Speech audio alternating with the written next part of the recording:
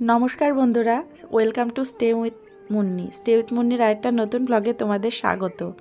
বেগম শামিমা পারভীন, তুমি আগের দিন জানতে চেয়েছিলে যে ওটসের রেসিপি আমি কিভাবে তৈরি করেছি বা ওটসের যে আমি সেরেলাকটা বানিয়েছি সেটা কিভাবে বানিয়েছি। তো তোমার জন্যই আজকের ভিডিওটা। তো সবাই ভিডিওটা পুরোটা স্কিপ না করে দেখো। আশা করছি তোমাদের বাচ্চাদের জন্য নতুন একটা রেসিপি তোমরা তৈরি করে খাওয়াতে পারবে। আর এই রেসিপিটা সত্যি বাচ্চাদের ব্রেন ডেভেলপমেন্টের জন্য আর ওয়েট গেনিংয়ের জন্য ভীষণ পরিমাণে কার্যকরী।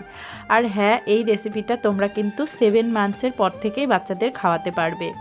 তো দেখো, এখানে ওটসটাকে আমি এই পাত্রটার মধ্যে একটু গরম করে তারপর একটু ড্রাই রোস্ট করে নিয়েছি। আর কি সেই সময় ক্যামেরাটা অন করা হয়নি, এটা কিন্তু গরম, আমি একটু ঠান্ডা করে নিচ্ছি।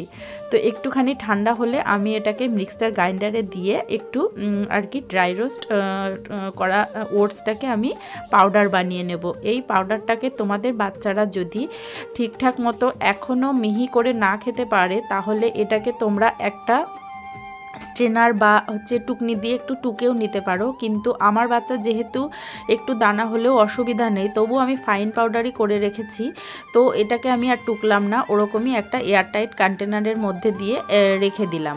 তো তোমরাও এরকম যদি বেশি দিনের জন্য রেখে দিতে চাও তাহলে একটু বেশি করে বানাবে। আর যদি ভাবো যে না কিছুদিন পরপরই তৈরি করে নেবো, আসলে আমাদের মায়েদের তো সময় খুব কম থাকে, সেই জন্যই আর কি যদি বেশি করে রাখতে চাও তো করে রাখতে পারো। আর ওটসটা দেখো তৈরি করার সময় পাউডারটাকে প্রথমে ঠান্ডা জলের মধ্যে গুলে নেবে, কারণ গরম জল ফোটা অবস্থায় ওটসের পাউডারটা দিলে দলা পাকিয়ে যাবে। তাই এখানে আমি ঠান্ডা জল ব্যবহার করে নিচ্ছি।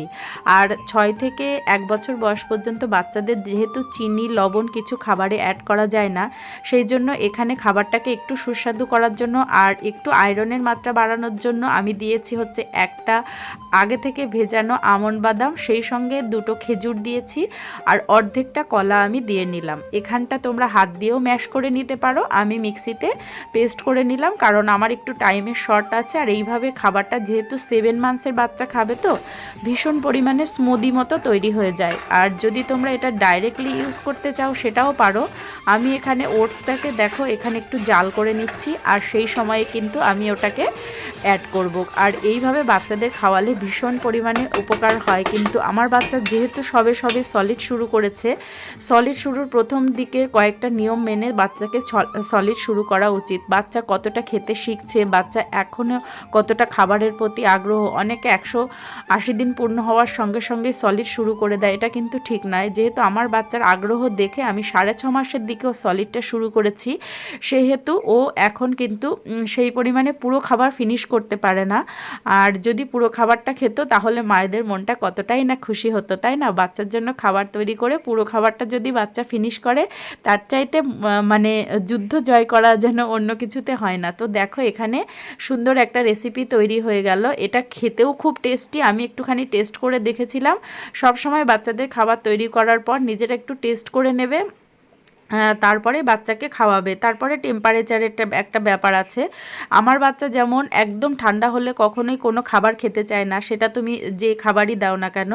তো তোমরাও সেটাই করবে। যদি মনে করো যে তোমার খাবারটা অন্য একটা পাত্রে রেখে অল্প অল্প করে অন্য পাত্রে নিয়ে খাওয়াবে, সেটাও করতে পারো।